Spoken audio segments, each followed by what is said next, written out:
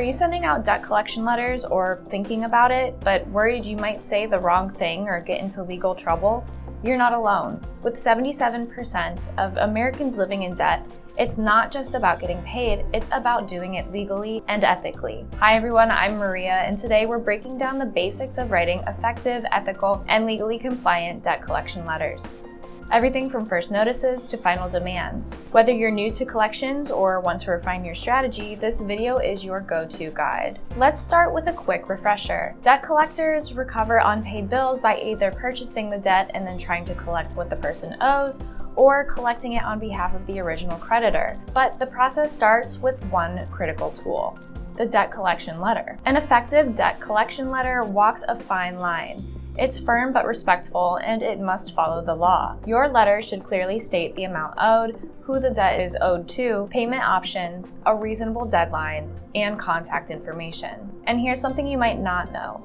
Within 5 days of contacting someone about a debt, you're legally required to send what's called a validation letter. That letter needs to include specific details like the creditor's name, the amount owed, and a clear explanation of the person's right to dispute the debt. Now here's where it gets serious. The Fair Debt Collection Practices Act, or FDCPA, protects consumers and sets the rules for how collectors can legally operate.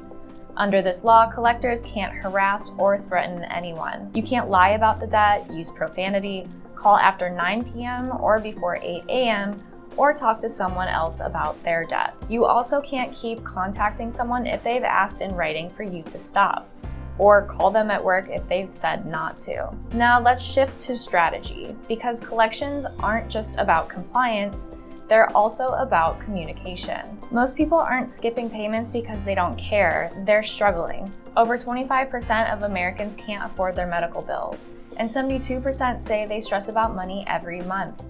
That's why offering payment plan options is so effective. It allows people to catch up without being overwhelmed. They might not be able to pay the full amount right away, but breaking it into smaller chunks can make a big difference. There are several types of debt collection letters you might use depending on the situation. You have the basic collection letter that introduces who you are, why you're contacting the person, and how much is owed. Then there's the validation letter, which is legally required and confirms the details of the debt along with the person's rights to dispute it. A reminder letter can be helpful for accounts that haven't responded.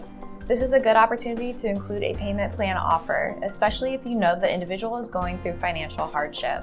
Email can also be a powerful channel. Since almost everyone checks their email daily, a well-written collection email that includes the amount due, a payment link, and clear contact info can move the process along quickly. And finally, there's the final notice, also known as a demand letter. This is used when other outreach hasn't worked, and you're letting the person know that legal action may follow. It should never be threatening, just factual. You're informing them of their options and the possible next steps.